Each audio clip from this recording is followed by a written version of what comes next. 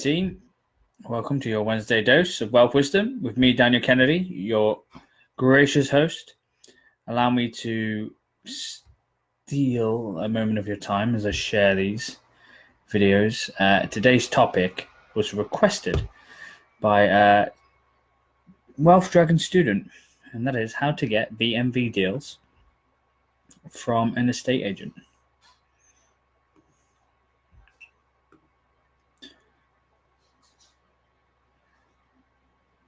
So that's one.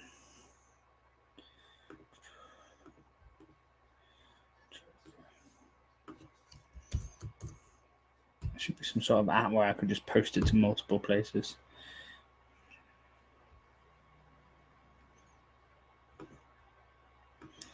If you haven't already, I advise you to go back and listen to the last 3 episodes that give you a really basic overview of developments and the stages of a development. Something that is useful for anybody doing any kind of work, because you might need building regs, for example.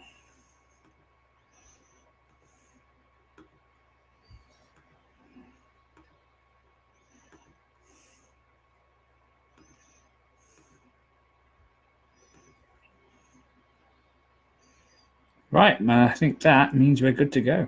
So allow me to start the podcast recording.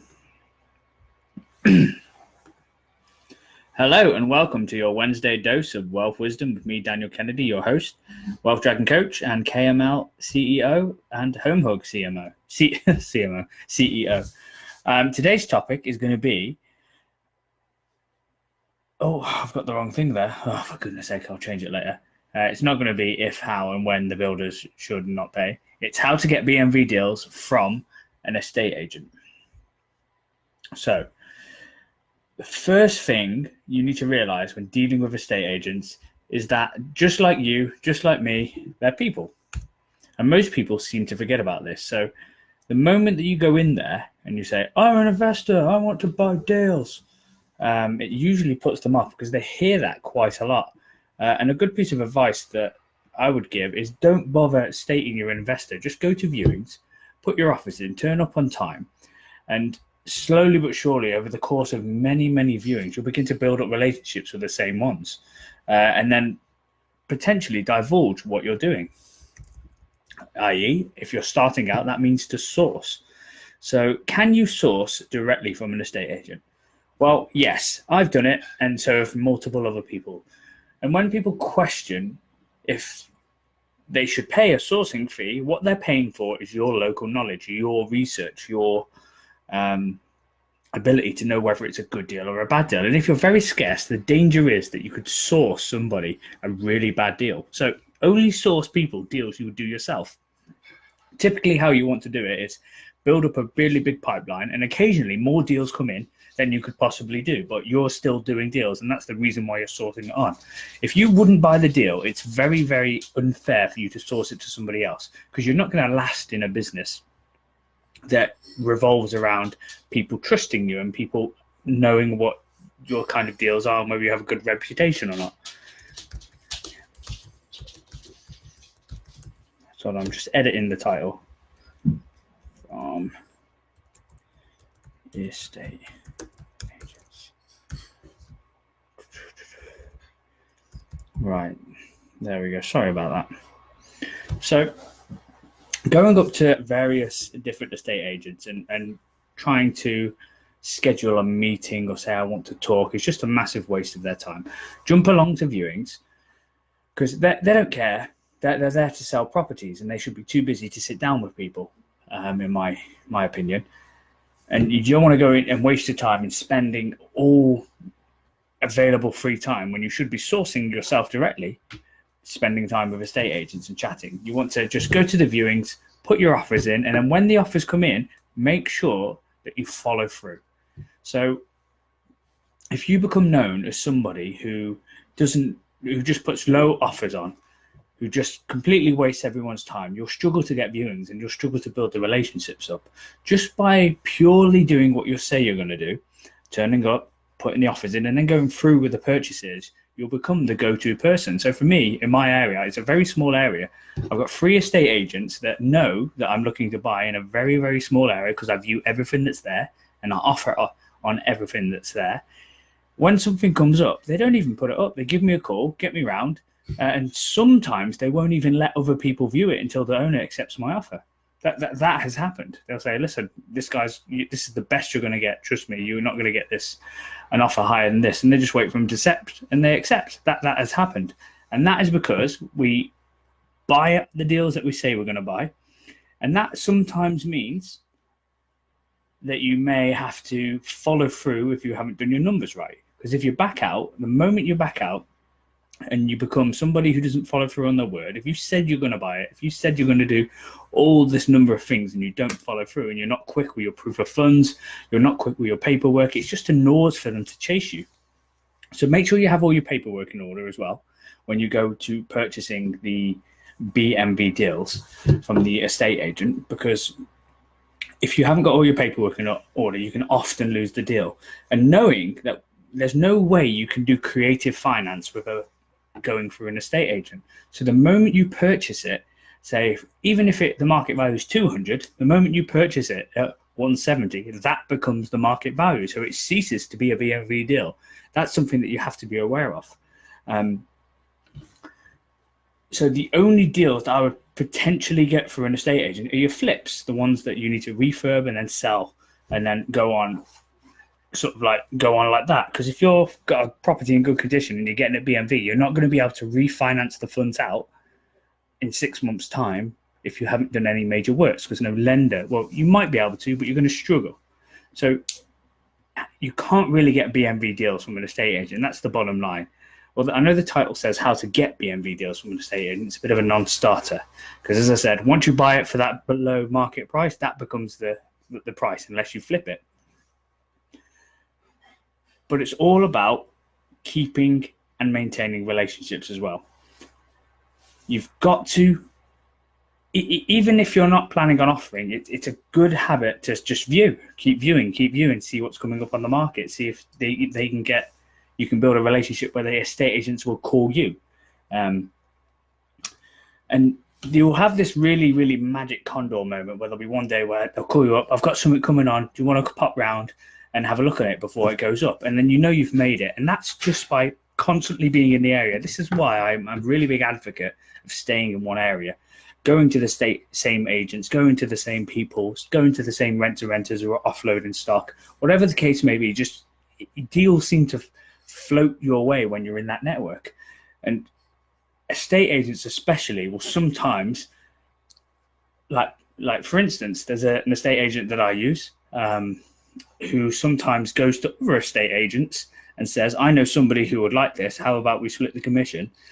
Just take it off and let me call him. And that has happened for somebody who's done that to me, gone to a different estate agent, knows that I'm going to like this kind of deal, and they've kept it for me. And that's purely by me, when I'm on viewings, being really friendly, being really matey, not being a knob and having a massive ego. He actually talks, I'm not going to say the name because it's a good contact, but this estate agent that gives me loads of deals, he's in the army, so I leverage off the old boys network. And he tells me about these really arrogant investors that he struggles to deal with. Even if he knows there's a property that they like, he won't call them, because he just can't be asked with the hassle. He's on a salaried job. He gets very little commission in terms of what he gets paid when he sells a deal. It doesn't matter if he sells it or not. The impact is very minute. He gets up at 9 and he leaves. He gets in work at 9 and he leaves at 5, and he just wants a nice time. So if you can make it fun and become this person's friend, they will call you up before it goes onto market. And this is how we got our deal that we're going to do a 16 bed on in Moseley, and the purchase price is only £320,000. It's absolutely insane. You just would not get a deal like that off anybody. You have to really cultivate that relationship. So have all your documents ready. Be on the end of a phone. Be ready to go and view. Do what you say you're going to do. I'm going to keep saying that because that's such a key trait and key habit that you need to cultivate and hold yourself to that real high standard. Don't treat them like dirt, because you'd be surprised at how much arrogance and huge ego that they have to deal with every day. And when you have somebody who just comes up and is a very normal person, who isn't that sort of like weird, needy, friendly type because you're trying to get something from the person, he also comments about those type of people where they're only being nice and you can see it's sort of a near. Finding an agent that you get on with and just constantly be professional, make a friendship out of it, and also be completely and totally honest.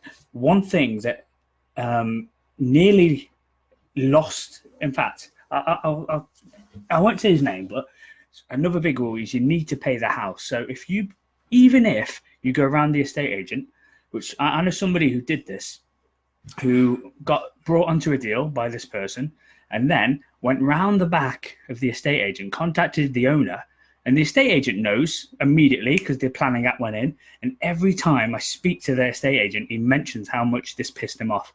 Every single time. Even like it happened maybe 8 months ago, and the person went round the estate agent, and now this estate agent will never let him view anything. And this is a really, really big chain, and his name gets put on a register, and he's got a lot of work to build that relationship up. And I'll be very surprised if he's not watching today. Like the first thing he says, I cannot believe he did it. I cannot believe he did it. And for nothing, really. It doesn't really affect the person in any negative way, but it was just the principle. It really, really pissed him off, and it's sort of like hold yourself to a really high moral character. Now, if what I would have done in that situation is told the person, say, listen, I'm going to the owner because I want to do something creative. If I buy it and if he takes it off the market and everything goes through, I will still give you the commission, because you wouldn't have had that property brought to you if it wasn't for this person or this agent. And it's only fair that you pay the house. If you don't pay the house, you'll get 1 or 2 deals, burn all your relationships, and no one will deal with you in that area again. Trust me, I can guarantee you'll get known for somebody who's really snaky and sneaky and not to work with.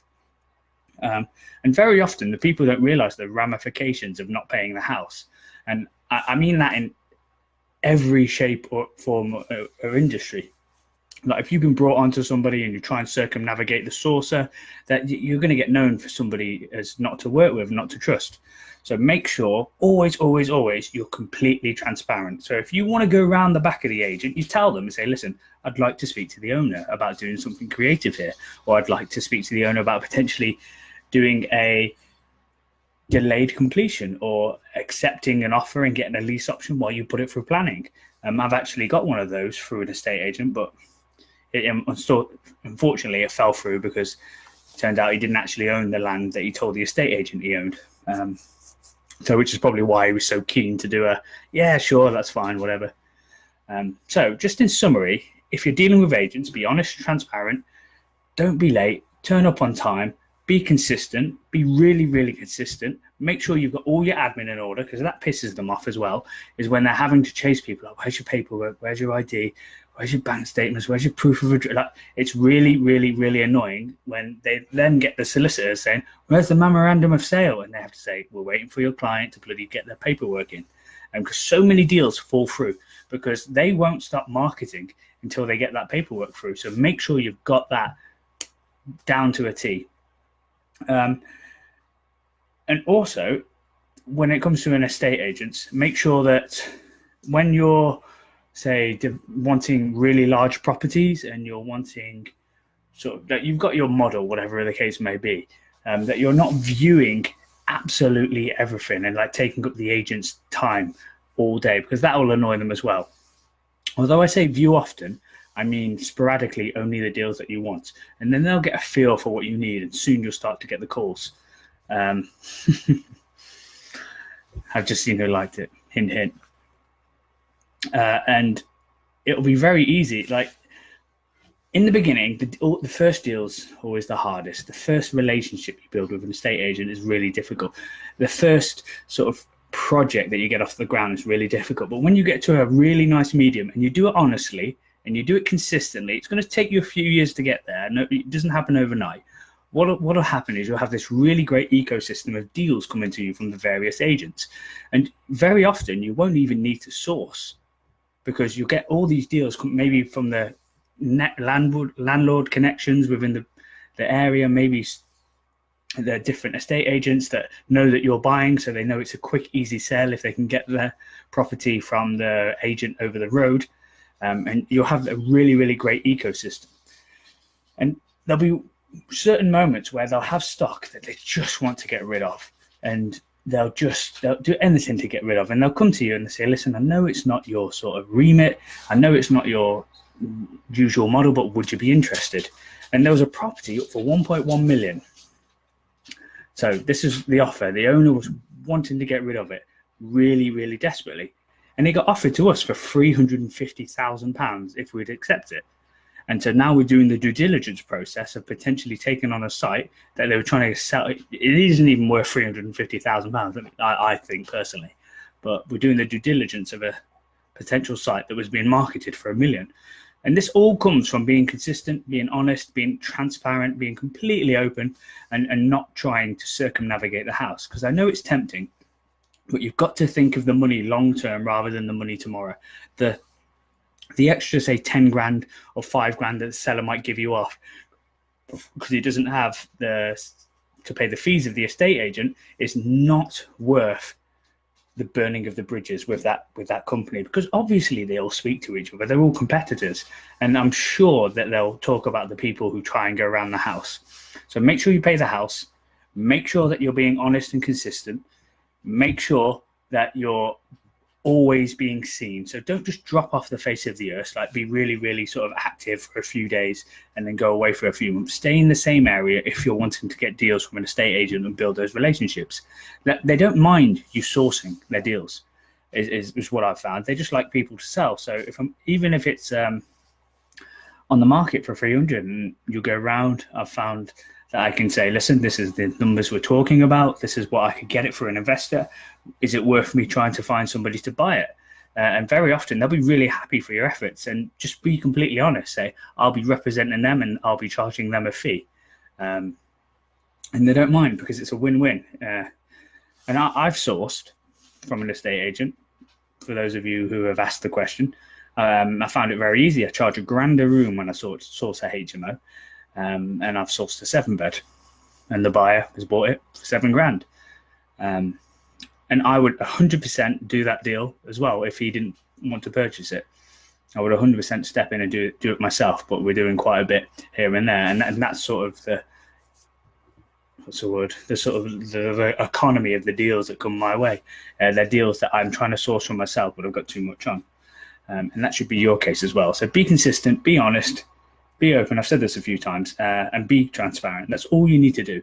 And remember that when you buy from an estate agent, you negate any BMV, because that is now the market value, unless it needs really major works to get it up to spec. You might as well wipe that number or wipe that letters from your vocabulary, because now that is the market value, and very, very unlikely in 6 months' time when you can refinance it, you'll pull out all your funds. So just to manage your expectations. Anybody who tells you that is probably trying to sell you a course. There are ways you can do it, but it's not through an estate agent. Right, if you got any questions, do let me know. I know I've got one comment. I'm not even going to bother try to look at it, because I always get lost, and then suddenly there's like 10 minutes of a video that's wasted.